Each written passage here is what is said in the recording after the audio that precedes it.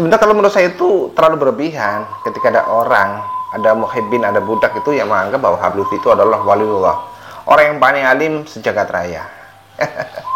Bahkan di dalam masalah pilpres ini banyak menganggap bahwa Habib Lutfi itu adalah salah satu kunci kemenangan, salah satu capres.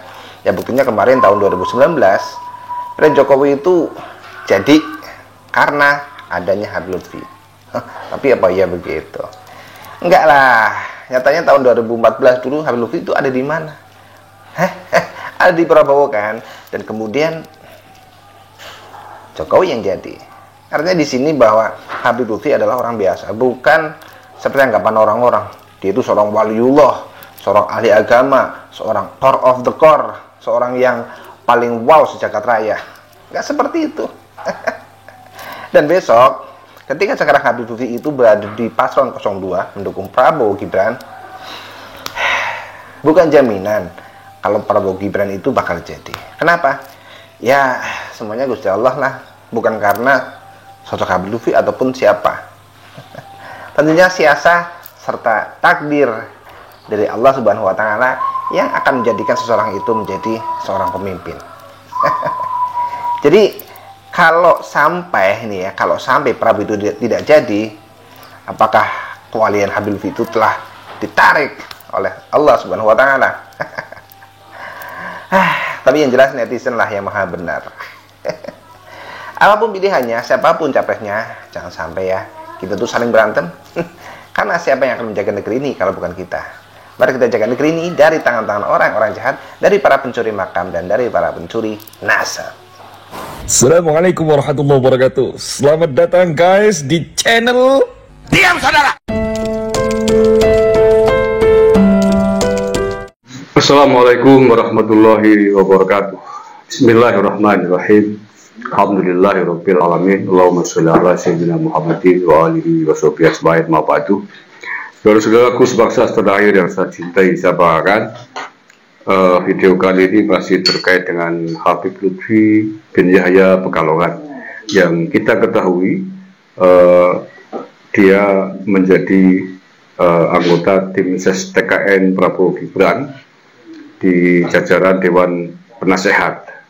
Nah, apakah signifikan atau sejauh manakah signifikansi Habib Lutfi di dalam mendulang suara untuk Prabowo Gibran?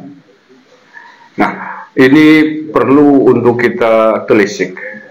Dan Habib Lutfi terlibat menjadi pendukung capres bukan hanya kali ini saja, tetapi sebelum itu juga pernah menjadi pendukung Prabowo. Pada Pilpres 2014, Habib Lutfi secara terang-terangan ikut mendukung Prabowo Gibran.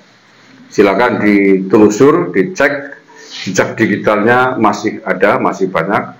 Seperti apakah dukungan Habib Lutfi kepada Prabowo Hatta ya ketika itu 2014 kok Prabowo Gibran. Mau saya pendukungnya Pak Prabowo capres gitu ya. Nah, ketika itu 2014 walaupun didukung oleh Habib Lutfi, Pak Prabowo gagal menjadi calon presiden. Artinya menurut saya peranan atau posisi keberadaan Habib Lutfi menjadi pendukungnya Prabowo sesungguhnya tidak terlalu signifikan. Dia terlalu berpengaruh. Seandainya beliau memiliki dukungan yang besar dalam hal politik ya, mestinya Prabowo Gibran, Prabowo Hatta ketika itu bisa memenangkan Pilpres, tapi faktanya yang menang ketika itu adalah Pak Jokowi. Nah, kita harus tahu ketika itu 2014 itu Habib Lutfi dalam posisi sedang jaya-jayanya. Menurut saya belum ada orang yang berani menyentuh posisi atau kehormatan, kemuliaan, status jabatannya Habib Lutfi. Belum ada isu tentang kepalsuan nasab, belum ada informasi tentang Habib Lutfi yang diduga bermasalah dengan sejumlah sejarah di Nusantara. Itu pun dengan posisi masih sempurna lah, katakanlah begitu. Prabowo tidak sanggup memenangkan Pak Jokowi walaupun didukung oleh Abah Lutfi Pekalongan. Nah, apalagi hari ini dalam kondisi dunia perhabiban gonjang-ganjing kelap-kelap karena adanya penemuan atau tesis ilmiahnya Kiai Madudin Usman Al-Bantani, di mana dari tes itu diperoleh informasi bahwa ternyata para Habib adalah bukan keturunan Nabi Muhammad SAW. Tesis ilmiahnya tegas dan kemudian menjadi polemik bergulir, polemik nasab selama hampir 1 tahun terakhir, disusul oleh persoalan-persoalan lain, persoalan akhlaknya para Habib, sejarahnya para Habib di tanah air, termasuk Habib Lutfi ikut menjadi pusat perhatian dalam polemik nasab dan sejarah ini. Habib Lutfi banyak dikritik orang karena membuat versi sejarah berdirinya NU yang berbeda dari sejarah berdirinya NU yang selama ini dipahami oleh para kader-kader NU. Habib Lutfi juga ditengarai bermasalah dengan sejarah berdirinya Jatman, karena hal itu langsung dinyatakan oleh Romo Kiai Haji Halwani Nawawi Berjan Purworejo. Dan belum lagi sejarah-sejarah tokoh di Nusantara yang lain, seperti di KRT Sumodiningrat, di Jogja, sejarah gurunya sendiri, nasabnya gurunya sendiri, dikatakan bin Yahya, belum lagi tokoh-tokoh lain yang dibin Yahyakan.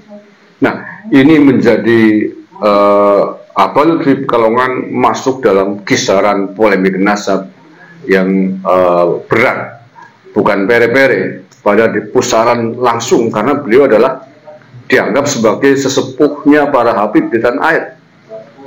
Nah, dalam posisi ini logikanya dukungan politik, dukungan massa kepada Abah Lutfi pasti tidak akan sebesar seperti 2014.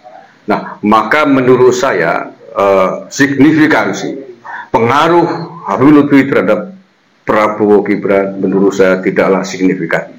Bahkan mungkin dalam kondisi dan posisi tertentu bisa menjadi bumerang menurut saya, khususnya kepada mereka umat-umat Nahdien, warga Nahdien yang sudah tercerahkan, yang kemudian mempercayai bahwa para Habib ini bukan dzurriyyah Nabi. Yang mempercayai itu semua, saya kira hari ini akan berpikir ulang terkait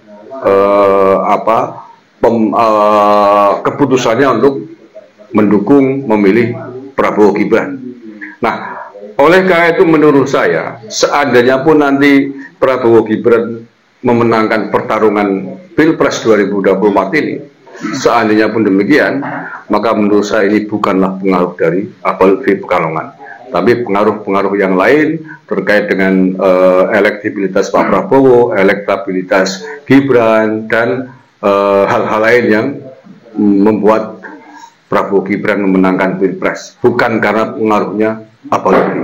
Karena kalau pengaruhnya Abah Lutfi signifikan, pengaruhnya besar, maka mestinya Prabowo Gibran bisa memenangkan Pilpres 2014 melawan Pak Jokowi. Faktanya Pak Jokowi lah yang menjadi pemenang pada saat itu. Nah, apalagi hari ini, sekali lagi apalagi hari ini di tengah para Habib diguncang oleh isu nasab, diguncang oleh isu sejarah yang ternyata mereka adalah imigran atau keturunan imigran, pendatang dari Yaman. Berbalik, berbeda 180 ya, dari klaim-klaim mereka selama ini yang mengaku sebagai dzurriyyahnya Wali Songo, yang mengaku sebagai dzurriyyahnya Nabi Muhammad SAW. Dan sampai hari ini para Habib termasuk Abah Lutfi tidak sanggup, tidak mampu membantah tesisnya Kiai Madudin Usman Al-Bantani itu. Sampai hari ini tidak ada satupun Habib yang sanggup mematahkan temuan manuskrip nasab yang dikomandoi oleh Kiai Madudin Usman Al-Bantani. Itu artinya bahwa sesungguhnya kesejarahan mereka, baik dari sisi nasabnya maupun sejarah-sejarah lain, datangnya mereka ke sini, sejarah-sejarah Nusantara menjadi atau ada masalah besar dengan mereka ini. Tentu saja dukungan ini akan berimbas kepada dukungan politik mereka yang saya kira menjadi tidak sekuat dulu. Kalau dulu saja tidak berhasil mengegolkan capresnya, apalagi hari ini. Itu aja saya kira yang bisa saya sampaikan pada kesempatan kali ini. Dan buat Pak Prabowo Gibran, saya kira fenomena dan fakta-fakta ini harus menjadi perhatian penting, perhatian serius, karena ini ada waktu masih sekitar 2 bulan lagi, 2 bulan lebih lah ya, bagaimana untuk menata diri, mengatur posisi diri agar perhelatan pilpresnya bisa sukses dengan baik, tidak terpengaruh oleh klaim-klaim sejumlah orang, termasuk klaim-klaim Habib yang mendukung Pak Prabowo. Reputasi, pengalaman politik, dan apa yang telah dicapai sehingga sampai hari ini surveinya selalu memenangkan perhitungan capres dibanding Pak Ganjar dan Pak Anies. Saya kira itu harus menjadi pertimbangan penting, dan itu yang harus dikembangkan akan terus memenangkan. Sekali lagi, kita mendukung Pak Prabowo, kita juga mendukung Pak Ganjar sebagai sama-sama nasionalis menjadi calon pemimpin bangsa ini.